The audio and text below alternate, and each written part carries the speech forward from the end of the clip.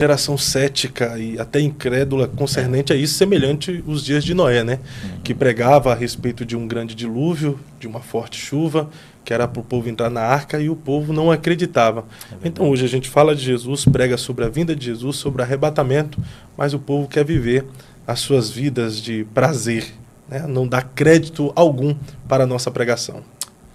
Sabe que quando a gente estava conversando ali, a gente estava falando sobre as mudanças que aconteceram na igreja de Jesus.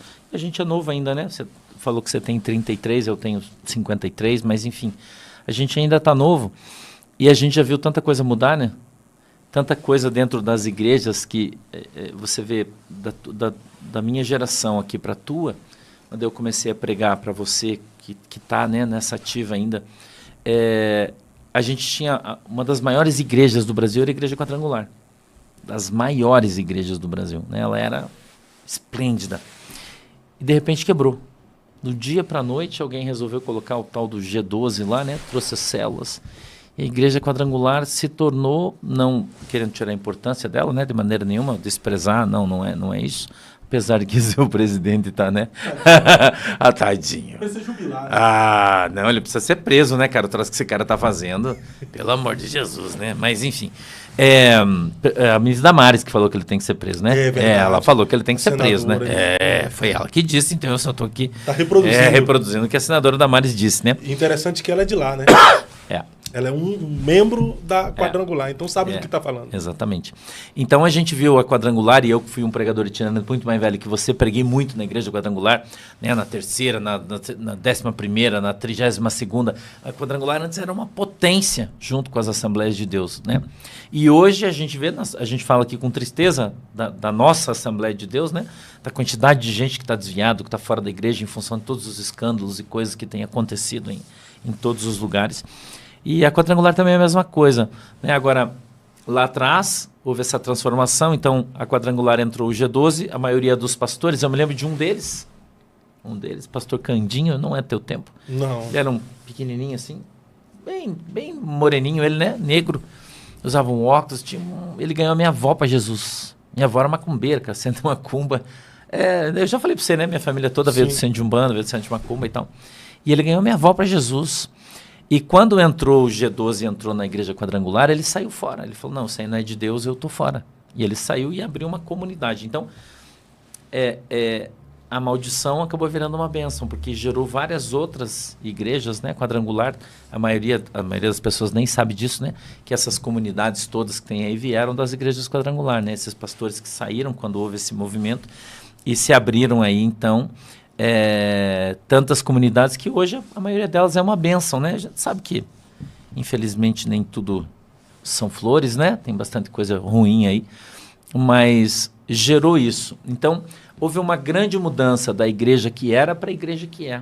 Então, você vê algumas grandes igrejas diminuindo. Olha o Caio Fábio, por exemplo. O Caio Fábio foi o maior pregador do Brasil. Sim, as conferências Vinde. Cara, o cara era fera. Ninguém ganhava das conferências Vinde. Era fera, até o dia que ele resolveu dormir com a secretária, né? E aí foi excluído da igreja, perdeu, e hoje tá essa desgraça, né? Porque desgraça é sem graça, né? Sem a graça de Deus, né? Tá aí pregando heresia, ensinando heresia, falando sobre coisas que... É que o Caio se combatendo perdeu a igreja. Na sua inteligência, no seu conhecimento. A Bíblia fala isso, né? Que o excesso da letra mata, né? E ele é um exemplo claro. Mas não foi isso, né? O que matou ele foi o pecado, na verdade, né? E aí ele ficou magoado, né? A minha opinião sobre isso, né? Em função de ter sido excluído da igreja, acabou se desviando e hoje ele é um combatente, ele combate contra a igreja, né, de Jesus Cristo, né? Infelizmente, né, as falas hoje do reverendo Caio Fábio é contra a igreja, afastando o povo da igreja.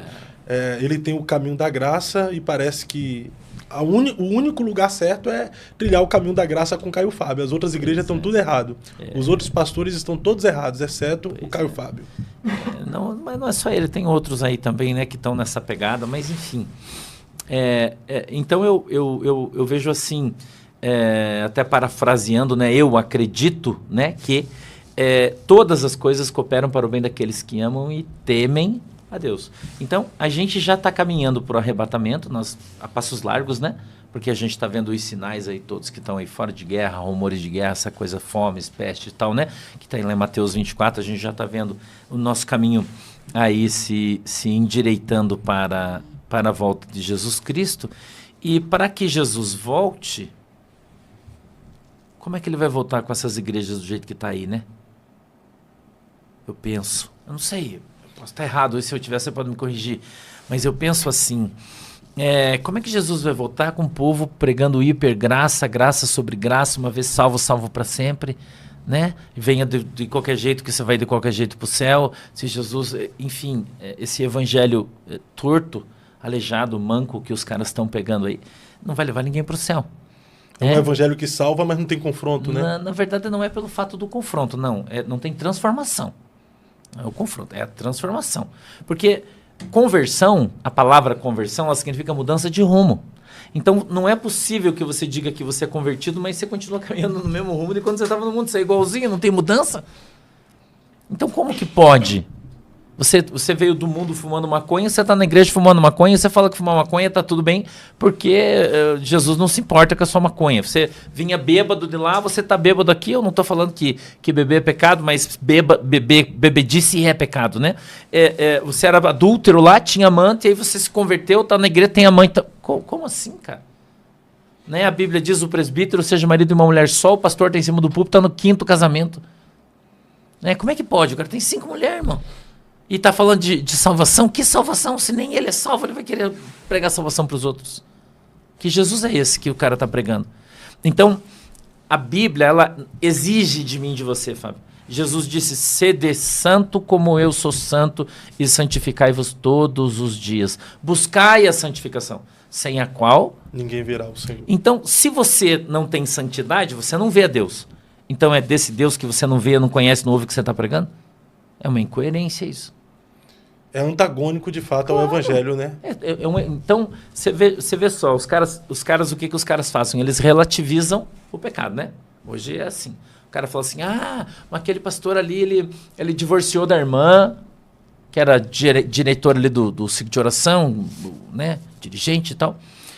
Porque deu um problema, aí ele separou, ele casou com a missionária, e daí tá a mulher dele divorciada lá, com os filhos no banco, e ele tá com a missionária novinha aqui, né? Na boa, em cima do púlpito, e tá pregando. Eu posso dar um testemunho para você. Sim. Eu me converti na Assembleia de Deus da Madureira, pastor João do Monte, irmã Maria do Monte, eu me converti lá, aceitei Jesus lá, né? A missionária Sebastiana estava pregando no dia que eu fui na igreja a primeira vez, Deus usou ela poderosamente, apontou aquele dedão na minha cara. Depois ela veio para a missão, eu não sei onde é que ela anda agora hoje, missionária Sebastiana. Ela já deve estar bem idosa, se é que já não dormiu no Senhor, né? E o filho do pastor João do Monte, que era um presbítero, cara, pensa, um pregador extraordinário, uma pessoa que eu gostava, né? Nunca mais eu vi ele, enfim. Mas ele divorciou da sua esposa e casou com outra. E daí ficava a esposa dele, né? E o que eu estou dando aqui é um testemunho, espero que ele não vai ficar chateado se estiver ouvindo, mas enfim, se ficar também é o problema dele. A esposa com os filhos de um lado e ele com a outra moça, com o bebê no colo, em cima do púlpito e pregando. E o pai dele,